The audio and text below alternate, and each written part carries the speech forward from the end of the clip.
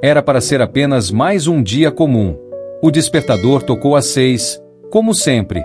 O sol ainda nem tinha surgido completamente, e o cheiro de café recém-passado já preenchia a cozinha. Os filhos, com os olhos ainda sonolentos, arrastavam os pés até a mesa do café da manhã. E ele, como de costume, estava apressado, engolindo o pão enquanto verificava o celular. A cena se repetia quase todos os dias, como uma rotina pré-programada. Mas naquele dia, havia algo diferente no ar. Um silêncio estranho entre eles, uma ausência de olhar, um beijo no rosto que não veio. Ela percebeu, mas não comentou. Estava cansada de insistir em conversas que não levavam a lugar nenhum. Preferiu acreditar que era só mais um dia difícil, mais uma fase, mais um cansaço. Ele saiu dizendo que voltaria tarde. Não disse onde ia. Não se despediu das crianças. Ela achou estranho, mas não imaginou que aquela seria a última vez que o veria ali, naquele papel de marido e pai. As horas se arrastaram. Mandou mensagens. Nenhuma resposta.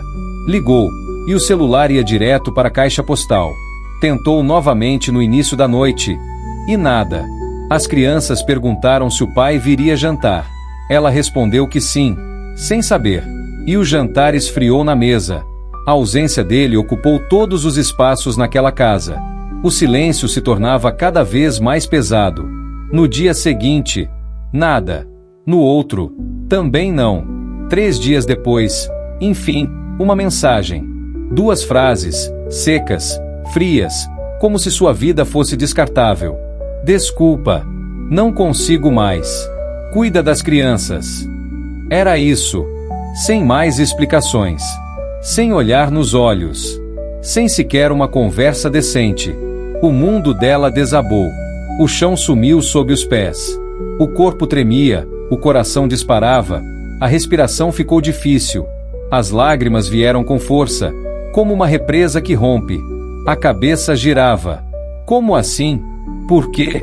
Como alguém vai embora assim, sem dar chance de conversar, de tentar, de entender? Ela chorou. Chorou muito. Nos primeiros dias, quase não comia.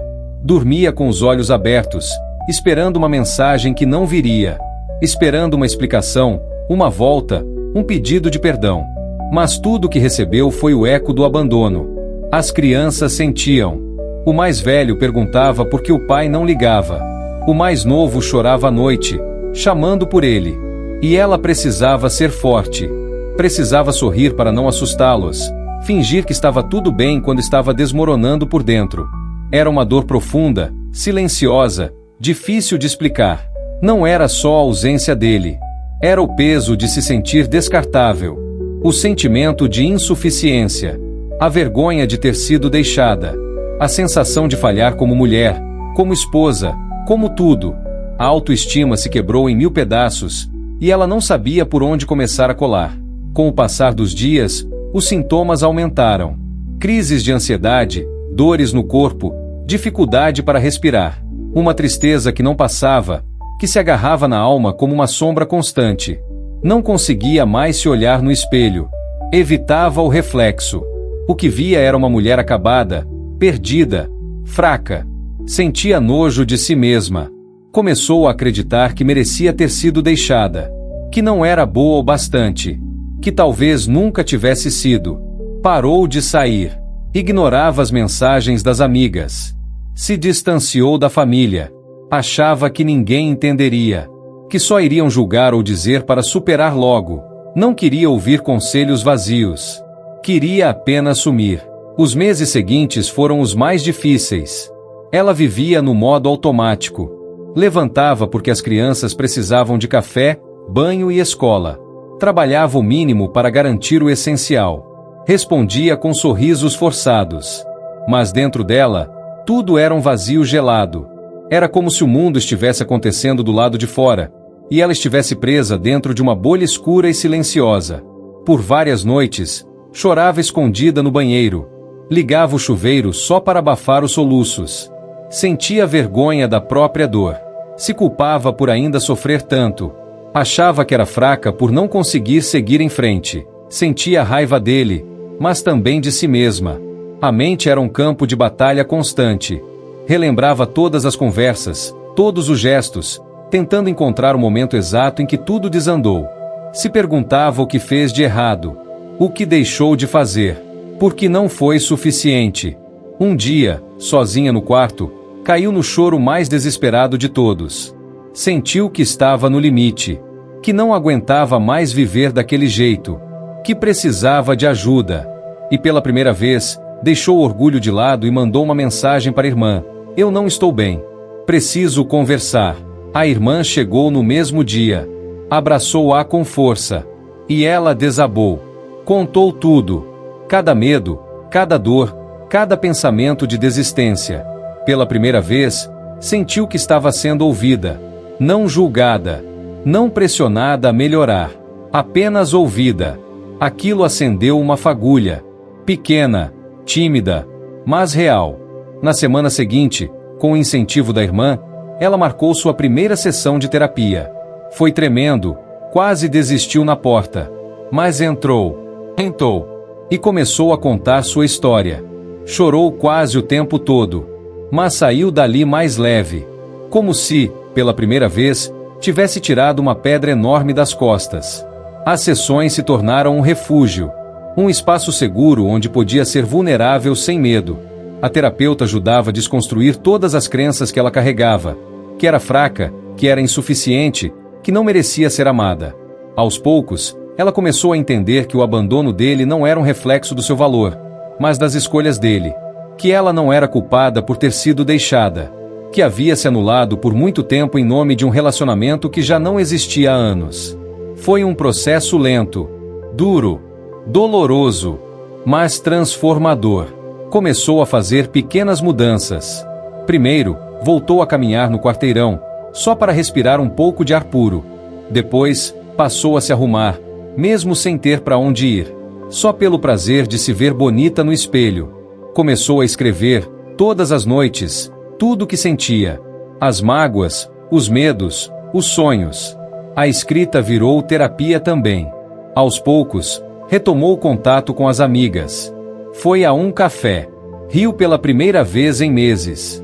Sentiu vergonha de ter se afastado, mas foi acolhida. Percebeu que não precisava fingir força o tempo todo, que vulnerabilidade não era fraqueza. Com o tempo, os filhos também começaram a mudar. O mais velho parecia mais tranquilo. O mais novo já não perguntava mais pelo pai com lágrimas nos olhos. Havia mais leveza em casa, mais presença. Ela estava ali, de verdade, não só com o corpo, mas com a alma. E isso fazia toda a diferença. Um dia, enquanto caminhava com os filhos no parque, sentiu algo novo. Uma sensação que não reconhecia há muito tempo. Paz. Não era euforia, não era felicidade forçada. Era uma calma silenciosa. Um entendimento profundo de que, apesar de tudo, ela ainda estava ali. Viva. De pé. Respirando. Recomeçando. Não era o fim da dor, mas era o início de uma nova história. Nos meses que se seguiram, aquela paz que sentirá no parque tornou-se um ponto de partida para uma transformação ainda maior. Ela percebeu que não bastava apenas sobreviver ou simplesmente estar presente. Era hora de viver de verdade, de se reconectar com aquilo que sempre fora sua essência, mesmo que estivesse adormecida sob o peso da dor e da decepção. Começou a investir tempo em si mesma, algo que nunca tinha feito com tanta consciência.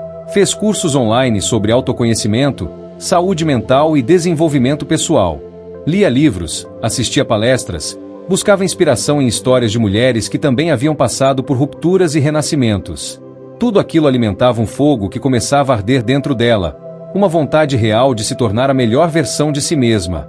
No trabalho, que antes era só uma obrigação, ela passou a enxergar uma oportunidade. Se dedicou mais, mostrou seu potencial, recebeu elogios. Sentiu orgulho por si mesma, por suas conquistas, por sua capacidade de persistir mesmo em meio às tempestades da vida. Mais importante, começou a se valorizar como mulher. Aquela autoestima que um dia estivera tão quebrada voltou a crescer, lentamente, mas com firmeza. Parou de se comparar com outras pessoas, de se cobrar por padrões inalcançáveis. Aprendeu a dizer não sem culpa, a colocar limites, a reconhecer suas próprias necessidades e desejos. Foi se redescobrindo também na maternidade. Entendeu que não precisava ser perfeita para ser uma boa mãe. Que o amor, a presença e a autenticidade valiam mais do que qualquer padrão imposto. Viu nos olhos dos filhos o reflexo de sua própria força e determinação. E isso a impulsionava ainda mais. E foi assim, com essa nova mulher emergindo das cinzas da antiga, que ela decidiu também ajudar outras mulheres.